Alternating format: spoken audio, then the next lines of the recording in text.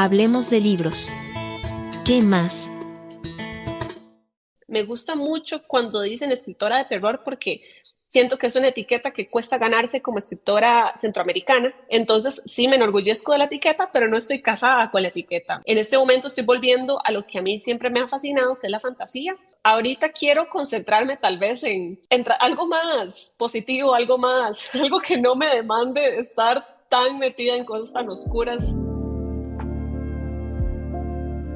Bienvenidos, bienvenidas a Hablemos de Libros, ¿qué más? Una edición especial de primer aniversario en la que celebramos conversando con las y los escritores de Costa Rica. Soy Hazel Fallas, periodista, científica de datos y ante todo lectora. Si aún no lo has hecho, te invito a seguir este podcast en Spotify, Amazon Music o Apple Podcast para no perderte ninguno de nuestros próximos episodios. Hoy me emociona presentarles a una de las voces jóvenes más potentes de la literatura costarricense. Con apenas 27 años ya ha ganado en 2 ocasiones el Premio Nacional Aquileo J. Echeverría, primero en novela con Cómo sobrevivir a una tormenta extranjera y luego en cuento con Monstruos bajo la lluvia. Ella es Larisa Ru, historiadora del arte, narradora de lo extraño, lo gótico y lo fantástico. Una autora que ha hecho del terror un lugar seguro, una obsesión literaria y un espejo de nuestra vulnerabilidad. Larisa, bienvenida, qué alegría tenerte en este espacio. Tenía muchísimas ganas de sentarme a conversar un ratito con vos, así que yo feliz de poderlo hacer. Hazel, muchísimas gracias. De verdad que es un placer estar conversando aquí con vos hoy. Muchísimas gracias por invitarme. Mira, ¿qué te parece si empezamos por tu infancia? ¿Cómo era la Larisa niña y adolescente con todo este tema de la imaginación? ¿Ya inventabas historias de miedo, de terror? Es gracioso porque en realidad siempre he estado creando historias. A mí desde muy pequeña me encantaba. Recuerdo que yo tenía tantas ganas de contar historias y cuando todavía no sabía muy bien cómo escribir, ¿verdad? Porque pues, estaba muy pequeña, mi abuelo era el que me escribía las historias, entonces yo le contaba una historia y yo, bueno, había un cerdito, porque no sé, yo tengo algo con los cerdos, me encantan, y había un cerdo y pasó esto y lo otro, y mi abuelo entonces empezaba y decía, había un cerdo y empezaba a escribir todo, ¿verdad? Y siempre he tenido esta fascinación. Cuando estaba en la escuela, igual escribí varios cuentos. Uno de hecho ganó un pequeño concurso de la Librería Internacional, que es la librería más grande aquí que hay en el país.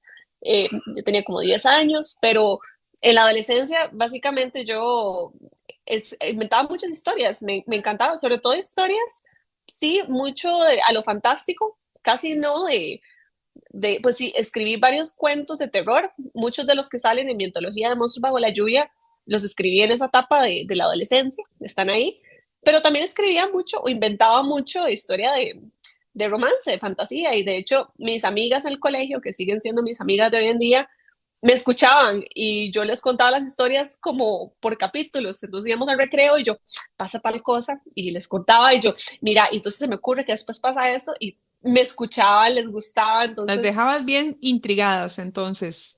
creo que yo no he cambiado mucho. Tal vez lo único es que me estoy sintiendo más cómoda ahora con el nicho en el que me estoy asentando, pero la fantasía, el terror y la fantasía siempre han sido pasiones mías. Yo creo que realmente soy la misma. Bueno, claro, uno cambia mucho, pero por dicha, ¿verdad? Y sobre todo, y pues para mejorar y todo, pero la idea siempre ha sido la misma. ¿De dónde te vino tanta fascinación y desde tan pequeña? ¿Hubo algo que te marcara, no sé, algún libro? Hablas de tu abuelo, pero ¿de dónde surgió toda esta abundancia de imaginación por lo fantástico, por el terror? Creo que viene de mi mamá y de mis abuelos. Mi mamá era muy fanática de Tolkien, de Harry Potter, súper fanática. Claro, con razón. De hecho, una de las historias más bonitas que mi mamá me cuenta siempre, ¿verdad? Es que, bueno, yo crecí con mamá soltera hasta los 7 años, ¿verdad? Que fue cuando llegó mi padrastro, pero en esa etapa donde estaba mi mamá, ¿verdad? Conmigo nada más, era ella, yo y Harry Potter. Imagínate desde tan chiquita, ¿verdad? Desde tan pequeña, expuesta a la magia de Harry Potter. Qué interesante. Salía el libro y salía en inglés y ella tal vez todavía no hablaba muy bien inglés y se compraba y trataba de leérselo. Era muy fanática. Creo que hasta habla un poco de Élvico. Muy fanática, definitivamente. No estoy segura.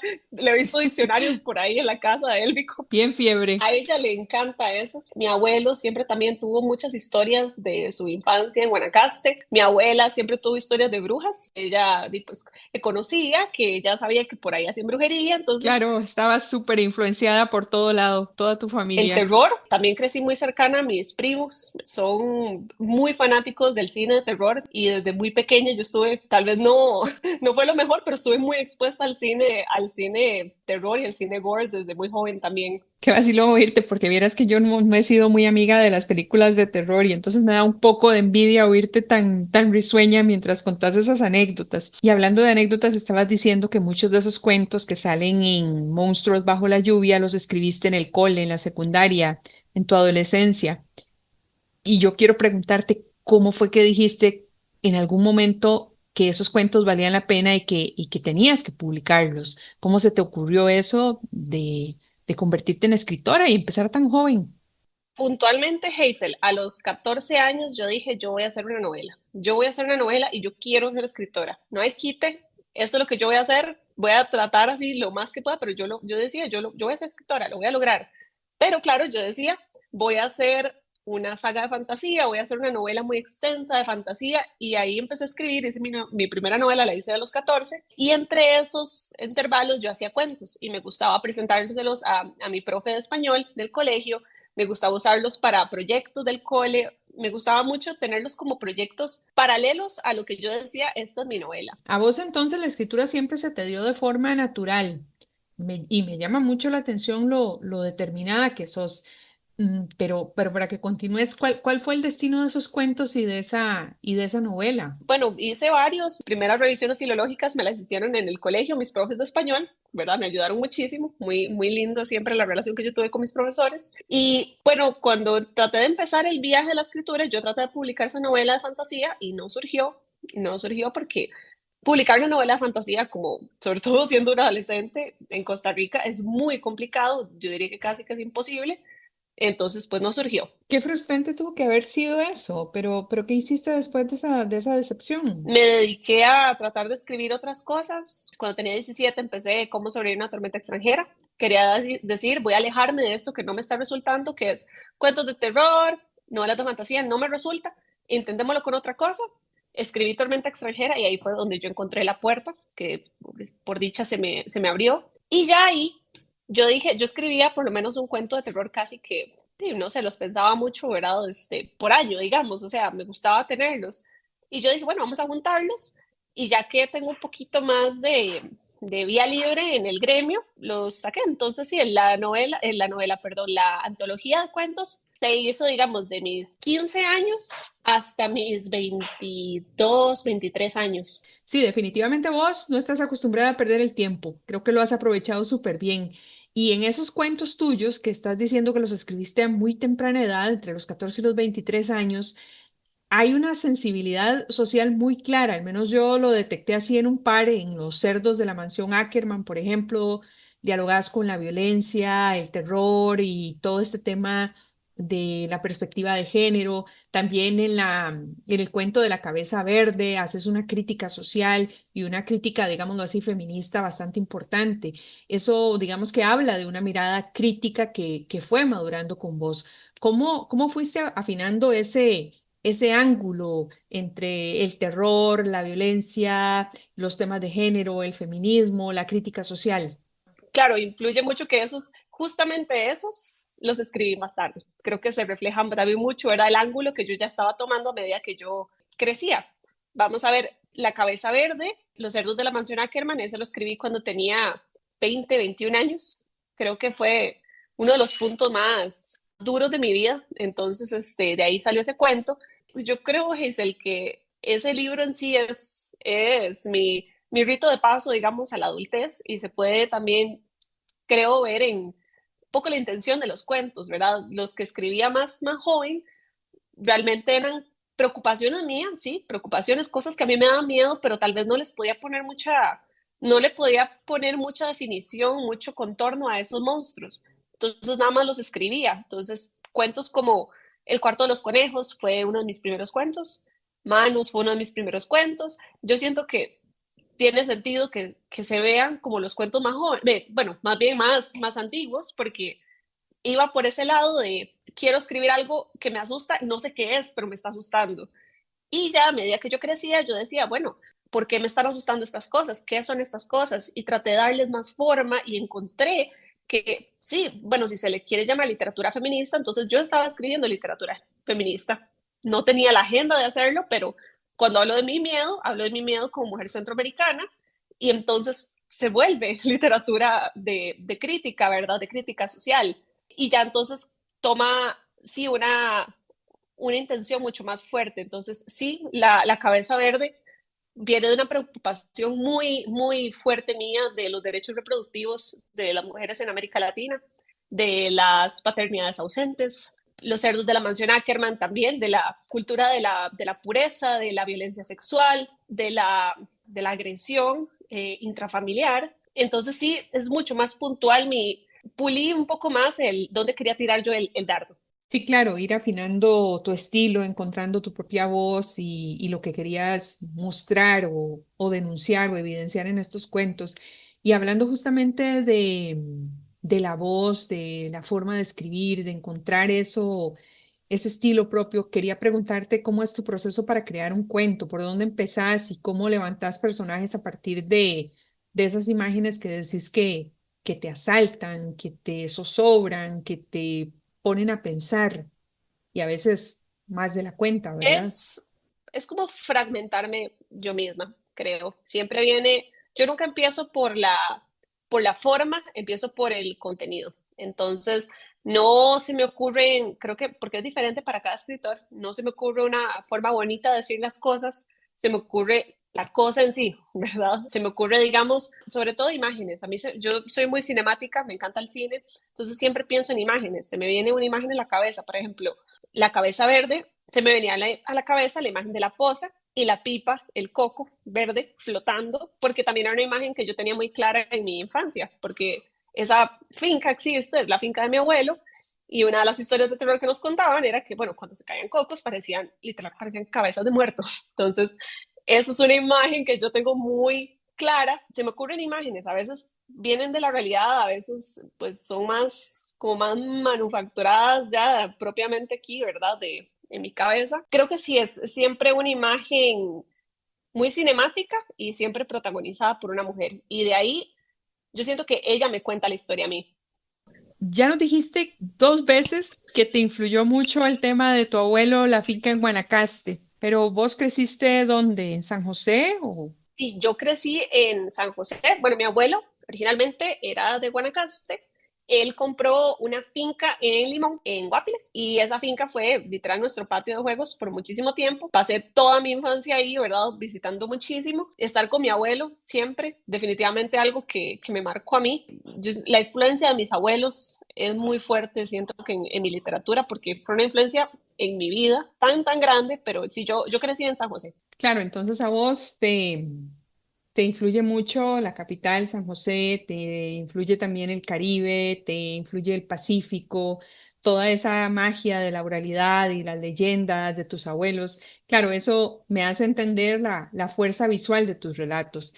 Ahora, quería preguntarte sobre el género del terror. ¿Seguís escribiéndolo o estás en una pausa creativa del tema? Y te lo pregunto porque lo has como mencionado varias veces y quisiera saber eso, si estás ahorita en una pausa o estás experimentando con otros géneros, buscando otros nortes por donde moverte. Estoy en una pausa, pero bueno, no es una pausa, digamos que yo diga voy a detenerme aquí, es una pausa orgánica. Yo me encanta el terror, o sea, es un género que me fascina, no estoy casada con el género, me gusta mucho cuando dicen escritora de terror porque siento que es una etiqueta que cuesta ganarse como escritora centroamericana, es difícil. Entonces, sí, me enorgullezco de la etiqueta, pero no estoy casada con la etiqueta. En este momento estoy volviendo a lo que a mí siempre me ha fascinado, que es la fantasía. Estoy centrada en tratar de sacar adelante mis novelas de fantasía, ¿verdad? Pero no es realmente algo que yo diga voy a detenerme ya, tengo tanto por producir y voy a detenerme, sino en el momento que venga otra historia de terror, la voy a contar. Mi último libro, el más reciente, le han llamado gore, le han llamado terror psicológico, mi novela se llama Canibalia, salió este año, en mayo, pero ahorita quiero concentrarme tal vez en algo más positivo, algo más, algo que no me demande estar tan metida en cosas tan oscuras. Quiero sonreír un poquito más, recibir vitamina D. Qué bueno eso que decís de la vitamina D. Me encanta y también me gusta mucho porque percibo en lo que decís que a vos definitivamente no se te puede encasillar en un género. Estás satisfecha, estás contenta con esa etiqueta de escritora de terror, pero no querés casarte con ella, no querés quedarte permanentemente con esa idea nada más, sino que querés explorar. Y justamente habías mencionado algo, ahora que decís lo de la vitamina D de que en esta novela de cómo sobrevivir a una tormenta extranjera, esta novela fue precisamente la que te abrió una puerta fuera del terror. Y entonces yo quiero que volvamos a esa primera novela, cómo fue ese proceso y en qué dialoga o se distancia de tus cuentos. Pues fue muy curioso. Yo venía de esta idea de fallé, entre comillas, fallé tratando de publicar terror, fallé tratando de publicar fantasía. Tal vez tengo que, ¿verdad?, moverme un poquito más a otras esferas, ver cómo me va. Y calzó con el momento, bueno, yo tenía 17 años cuando me fui a estudiar a Bélgica, a terminar el colegio allá. Y allá en ese año conocí a una chica venezolana y ella siempre la describo como una de las personas más maduras que yo he conocido en toda mi vida. Yo creo que ahora yo tengo 10 años más desde que la conocí, o sea, la conocí hace 10 años y todavía yo creo que yo no le llego al nivel de madurez que tenía ella a sus 18 años. Es que ella inspiraba muchísimo a contar una historia. Entonces yo realmente me interesé muchísimo por la idea de, bueno, la historia, las historias reales de venezolanos y su peregrinación, digamos, en Europa en ese momento y lo mezclé, digamos, con varias experiencias que tuve yo viviendo allá, estando sola, estando extrañando a mi familia, una chica que vivía con enfermedad crónica, entonces creo que fue completamente circunstancial, no fue una historia, o sea, la historia se me atravesó a mí, yo no quería contar esa historia, fue una historia que me obligó a mí a contarla y salió y creo que he tenido mucho amor-odio con esa historia, con esa historia porque estaba muy, muy chiquilla. Yo tenía 17 años y cuando ya yo, bueno, hace poco la volví a leer, como a releer, a ver, nunca hago eso, nunca leo mis cosas, no me gusta, pero la empecé a releer y yo dije, bueno, Dino, hay mucho mérito aquí realmente, ¿verdad? Si la volviera a hacer en este momento no sería la misma historia. Entonces, le hice así como, traté de taparme los ojos por mucho tiempo con esa historia porque sentía que tampoco encajaba en lo que yo estaba haciendo en ese momento y ahora estoy reconciliándolo porque no quiero realmente, como vos decís, Hazel, yo no quiero encasillarme en nada y siento que es lo que es y creo que es un testimonio muy fuerte de lo que puede vivir una chica de 17 años en esas circunstancias. Entonces una escritora en este momento de tu vida, podríamos decirlo, experimental, que está abierta a lo que venga, fantasía, terror, realismo, no sé qué otros géneros. ¿Cómo te definirías en este momento de tu vida como escritora? Estoy abierta, pero yo soy muy determinada, entonces si estoy persiguiendo en este momento una historia de fantasía, yo me voy a concentrar en ser una escritora de fantasía. Entonces cambio mucho, pero me gusta siempre tener un norte y me gusta terminar lo que empiezo. Eso es una particularidad mía, siempre me gusta llevar a cabo las cosas. He terminado novelas malísimas que nunca van a ver la luz del día, pero las tenía que terminar porque ya la empecé. Entonces la termino y la considero un ejercicio de escritura y ahí queda, dice Marina por siempre, queda ahí agarrando polvo, moho, pero me sirvió para algo. Entonces yo no creo que nada es perdido en esta vida, creo que todo sirve para algo, incluso las cosas que no se publican, creo que han sido ejercicios muy, muy buenos para mí y para desarrollarme. Larisa, ¿cómo es tu radar? ¿Cómo es ese radar que te indica esto es un ejercicio creativo que nunca va a ver la luz y esto es un ejercicio creativo que sí va a ver la luz? ¿Cómo haces esa diferencia? Cuando me llena el final, Hazel, cuando yo llego al final y yo digo, este es un final que me produce ya satisfacción, logré un ciclo cerrado, ahí es donde yo digo, ok, voy a intentar publicarla.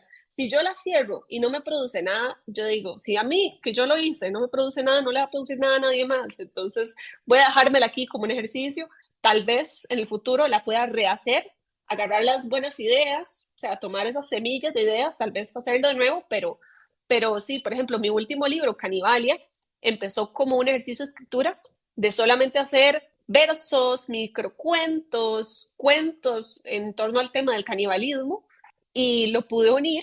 Cuando hice el final, me gustó el final, entonces yo dije, bueno, esta sí.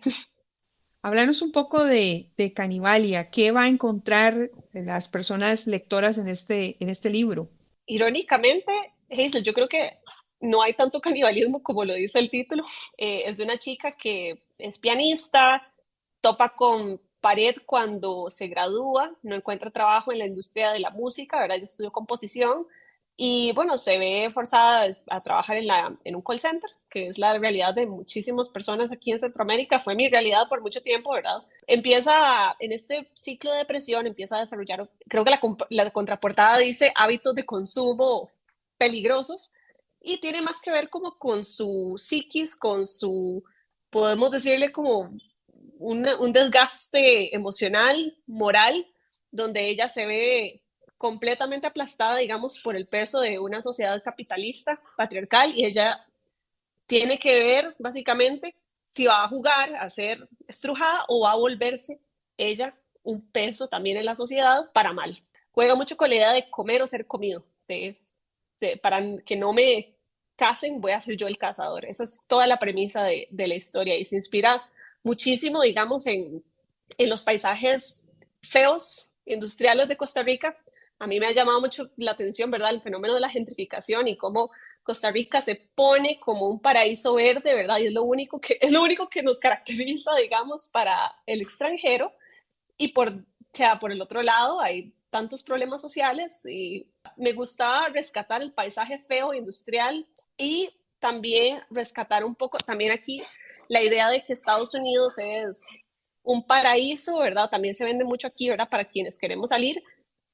Y bueno, yo tengo mucha exposición al paisaje estadounidense. Mi padrastro, que está conmigo desde los 7 años, él es de la costa este de Estados Unidos.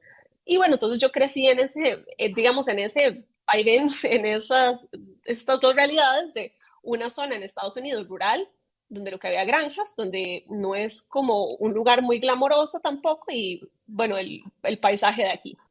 Qué interesante esa metáfora que estás usando porque te comen o te comes al sistema. De esta manera, ¿crees que la nueva generación de escritores, de escritoras costarricenses están tratando de transmitir la realidad, la cotidianidad de Costa Rica, de Centroamérica? Creo que mi generación propiamente es muy interesante en la forma en la que ha asumido los problemas sociales. Yo jamás que este libro sea una brújula moral, ¿verdad? Para nadie, es una observación. Yo, me han a veces dicho que, bueno, por ejemplo, en Monstruos bajo la lluvia hay un personaje bastante cruel, una chica bastante cruel en los ojos de Saturno, y me dijeron, pero esta chica es poco sorora y todo, y yo, sí, sí lo es. O sea, es la verdad, lo es. Igual en este caso es una chica que comete actos criminales y no planeo que sea, ¿verdad? Nada que pueda, digamos, es extraño porque sí me han dicho que inspira a la gente, no entiendo qué, todavía no entiendo para qué, yo nada más lo dejo ahí y yo, qué bueno, está bien, me inspiró mucho, yo no quiero saber para qué, pero bueno, muy bien. Pero yo, la forma en la que tal vez se ridiculizan un poco los problemas sociales, ¿verdad? En la que nosotros lo estamos afrontando como es lo que es, ¿verdad? Creo que es muy propio de mi generación y lo vi mucho cuando pasa algo, esa generación responde con tanto humor, con tanto meme, ¿verdad? O sea, la pandemia, o sea, TikTok, ¿verdad? El boom. Después me acuerdo, ¿verdad? También un poco polémico tal vez hablar de esto, no sé, pero cuando pasó, no sé si recuerdas este incidente de que se explotó un submarino con los millonarios, ¿verdad? Yo leía tanto comentario de como, bueno, son millonarios, o sea, comámonos, o sea, traducido al inglés, ¿verdad? Eat the rich. ¿Y quién los tiene? Y eran todos los memes, ¿verdad? Y bueno, y hubo gente real que murió, ¿verdad? Y era la manera en la que mi generación está reflejando ¿y a mí qué? O sea, estoy tan cansado, o sea, no me da para vivir, o sea, soy parte de una población marginal y así reacciono. Entonces, para mí ese fenómeno igual es súper interesante.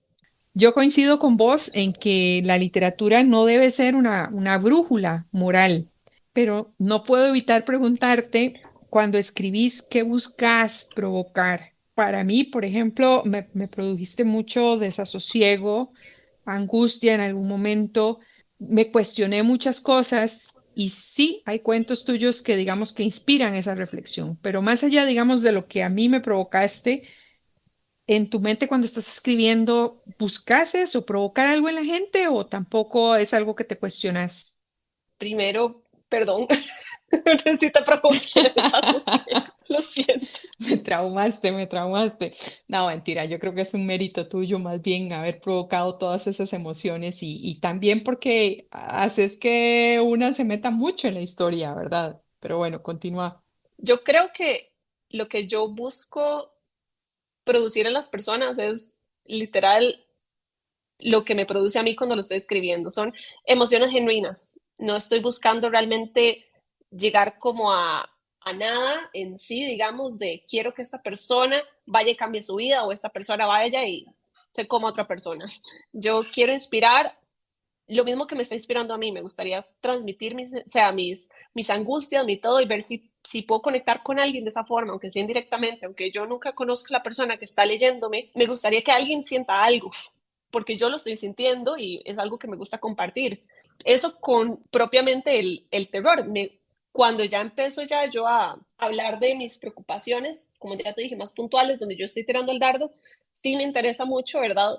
Visibilizar esas cosas que yo siento que no son solo mías, son de la mujer centroamericana, de los centroamericanos en general, de problemáticas que nos asedian y no sabemos tal vez cómo ponerlas en palabras.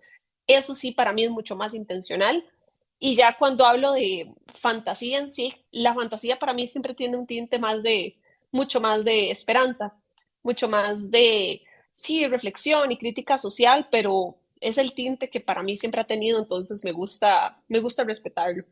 Sí, yo creo que está clarísimo y ha quedado o está muy latente en tu literatura y en esta conversación que estamos teniendo. Vieras que yo quiero preguntarte también ahora por tus influencias. ¿Quiénes son las autoras, los autores que han sido tu brújula literaria? ¿Quiénes te acompañan cuando escribís? Bueno, Úrsula Le Guin para mí ha sido, es mi, pues no me gusta tampoco decir como es mi favorito, pero lo voy a decir, es mi favorita. Me ha inspirado muchísimo su forma de usar la fantasía para criticar, para visibilizar, para dar esperanza también. Es muy adelantada a su época. La saga de Terramar ella la empezó en los 70s y nos está hablando de un grupo de magos en contexto de la historia racializados, hablando mucho de feminismo en su prosa, combinándolo con dragones y magia, escuelas de magia. Entonces, y es ácida, es tan ácida para hablar, no tiene pelos en la lengua. Cuando yo leo sus libros, yo digo que ella está diciendo lo que nadie se atreve a decir en ese entonces, incluso hoy en día nadie se atreve a decirlo y ella lo dice. Creo que ella ha sido una gran inspiración para mí. Pienso mucho también en Tolkien, justamente porque lo consumí desde muy pequeña, la fantasía en sí. Leía mucho Stephen King también, por supuesto. Era el típico, el ABC del terror, ¿verdad? Para uno, que cuando uno está adolescente, ¿verdad? Lo primero que agarra, me influenció muchísimo. Y el cine me ha influenciado también montones. Y ahorita en este momento estás leyendo, ¿qué estás leyendo? Bueno, ahorita justamente estoy leyendo a Jorge Galán, estoy leyendo Los Muchachos del Apocalipsis, es muy bueno, ¿verdad? De realidades muy crudas centroamericanas. Vengo de leer espérate para acordarme, de una mezcla de estar intercalando, digamos, autores contemporáneos con autores ya más antiguos. Hace poco estaba releyendo Carmila, porque también estoy tocando mucho el tema, digamos, de un tipo de vampirismo en mi literatura. Y antes de eso, bueno, lo que tengo ahorita en mi lista es a Clio Mendoza, que la conocí en Centroamérica Cuenta, divina persona y estoy muy emocionada por leerla. A Lina Meruane la leí hace poco también. bárbara. Entonces sí, estoy ahí con un repertorio bastante bonito frente a mí. No, buenísimas tus recomendaciones. Voy a anotar varias de ellas que no conozco y para ver si de repente nos da el tiempo, me da el tiempo para ponerme a leer algunos de estos libros que estás comentando. Antes de despedirnos, yo quería preguntarte si nos puedes adelantar algo de qué va esta novela de fantasía en la que trabajas, qué universo estás construyendo. Es una historia que vengo masticando desde hace mucho tiempo, desde que era adolescente justamente, y tiene muchas influencias de las cosas que a mí me gustan y que me gustan también como historiadora del arte, que es pensando en el arte precolombino, el arte del sudeste asiático, mucha influencia, digamos, de la cultura del Triángulo Cantábrico, y creo que lo que te puedo decir es que es una historia que viene de una ambición de una niña que va madurando, ¿verdad? A lo largo de un periodo de 10 años en un mundo de fantasía donde sí las influencias de culturas reales sí están muy, muy presentes. Suena prometedora esa novela. Vieras que te mentí porque te dije que era mi última pregunta, pero revisando acá en mis notas tengo una que no puedo evitar hacerte y es cómo percibir la literatura que se está escribiendo hoy, que está escribiendo tu generación en Centroamérica. ¿Qué tendencias o preocupaciones compartidas ves aparecer en la novela, en el cuento? Creo que lo bonito de haber conectado con muchos autores en Centroamérica Cuenta, en la FIL Guadalajara, fue un poco ver como estilos, hay muchísimos, historias hay muchísimas, la gente las centra en lo que es su realidad, lo que quieren que sea su realidad, lo que desearían que fuera, ¿verdad? Entonces, para mí es muy interesante ver cómo no puedo encasillar a nadie, o sea, realmente es tan diverso, hay tantas voces, ¿verdad?, que están hablando de cosas, pues, que sí inciden, porque es nuestra realidad, pero las cuentan de maneras muy distintas. Sí he visto como en general, siento que nos está gustando muchísimo hablar de la desesperación, del agobio. Son cosas que es imposible no ver, de la violencia y sobre todo violencia contra la mujer. He visto muchos esos temas muy recurrentes. Y hace poco estaba, bueno, yo leía a Luis Lezama hace poco, uno de sus cuentos, y igual sentí ese sentimiento de angustia, de criticar la decadencia, ¿verdad?, de la sociedad centroamericana y lo centra en algo muy, entre comillas, trivial, que es como un chico que tiene que matar un perro. Entonces no es nada fantástico, pero sí está en esta línea de estamos un poco cansados. Estamos cansados y siento que es como un globo que lo estamos estripando y estripando y quiere como estallar. Entonces, esa es como la sensación que me da. Larisa, ha sido increíble conversar con vos, conocerte mejor, que nos dejaras ver los entretelones de todo lo que hay detrás de tus libros, detrás de tu pensamiento, de lo que te influye. A mí solo me queda agradecerte por tu tiempo y desearte muchísimo más éxito y larga vida a tu carrera. Hazel, muchísimas gracias. El placer fue mío, me encantó conversar con vos y ahí vamos, para adelante. Y a todos ustedes también que nos escucharon, pues muchas gracias. Recuerden seguirnos en su plataforma favorita de podcast y contarnos en las distintas plataformas y en Instagram qué les pareció este episodio. Nos escuchamos en el próximo capítulo de esta edición especial de aniversario de Hablemos de Libros, ¿qué más?, con las y los escritores costarricenses y, como siempre digo, nunca dejen de leer. Hasta la próxima. Hablemos de libros. ¿Qué más?